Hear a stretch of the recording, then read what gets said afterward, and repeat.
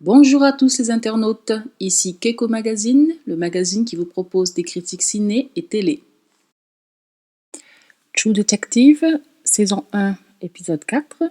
Je me souviens plus du titre, donc vous m'excuserez.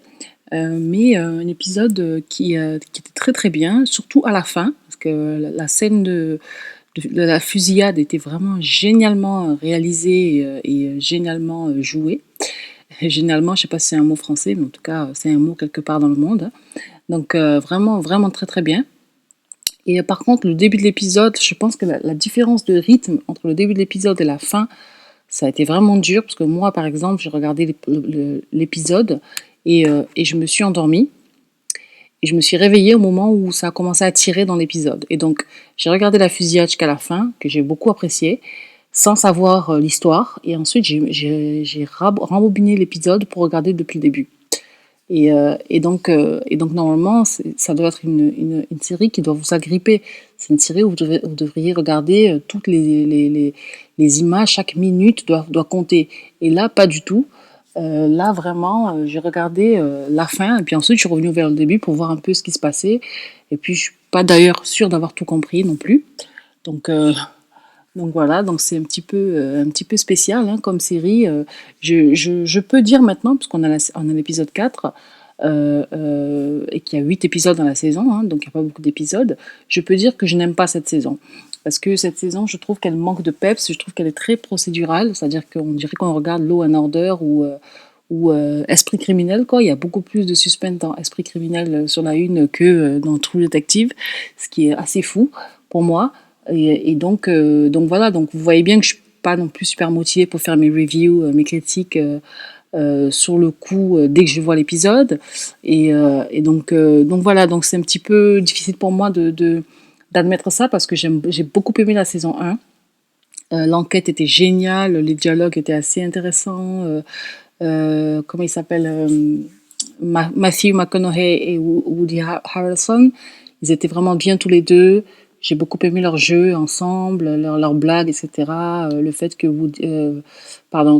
Matthew McConaughey couche avec la femme de Woody Harrelson, c'était vraiment un twist génial. Un twist, un événement génial dans toute la saison. Et puis, le réalisateur Kari Shoji Fukunaga, qui était vraiment génial, qui a gagné l'Emmy du meilleur réalisateur de mini-série pour cette saison-là.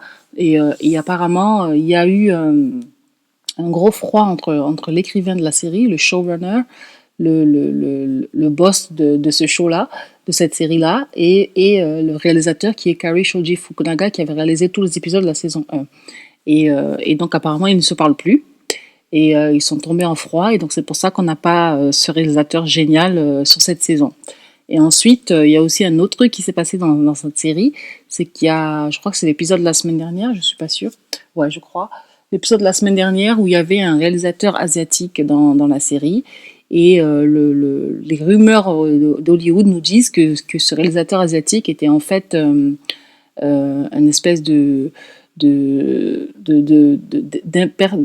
comment on dit de témoin pour Kari Shoji Fukunaga et c'est très intéressant parce que le personnage dans la série, le personnage asiatique de la série dit je bois.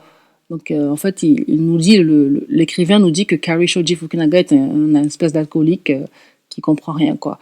Donc voilà. Donc c'est vraiment dommage pour la série parce que même s'il est alcoolique, en tout cas, il a fait un boulot génial et c'est vraiment dommage pour la série puisque je trouve que cette année on perd beaucoup de peps, de ce qui faisait sa spécificité, de ce qui faisait de cette série plus qu'une série policière.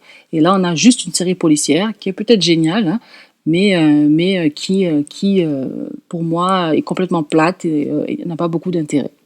À part peut-être cet épisode cette semaine avec la fusillade assez géniale. Mais encore une fois, faut attendre la fin de l'épisode, les 5 dernières minutes de l'épisode, avant d'avoir un truc qui vous réveille, quoi. Donc voilà. Moi, j'ai pas vraiment l'habitude de m'endormir pendant les séries. Et donc, du coup, ça me fait vraiment bizarre de voir une série où carrément je m'endors et je suis réveillée par des bruits de fusil en fait, hein, parce que je savais même pas pourquoi ils se tiraient dessus. Donc j'ai dû rembobiner pour voir pourquoi ils se tiraient dessus. Donc ça, c'est pas très bien. Donc je vais mettre un 5 sur 10 et j'espère que les épisodes suivants, les épisodes 5 à 8, vont être assez bien pour que je remonte la note de cette saison, parce que je veux y croire, je veux que cette saison réussisse, parce que je veux encore des choses détectives l'année prochaine. Et si cette saison ne réussit pas, HBO va pas renouveler le contrat de Nick Pizzolatto, qui est l'écrivain de cette série, l'écrivain, le showrunner de cette série, et donc voilà. Donc je mets un 5 sur 10 et on se retrouve la semaine prochaine pour l'épisode 5. Merci bien, au revoir.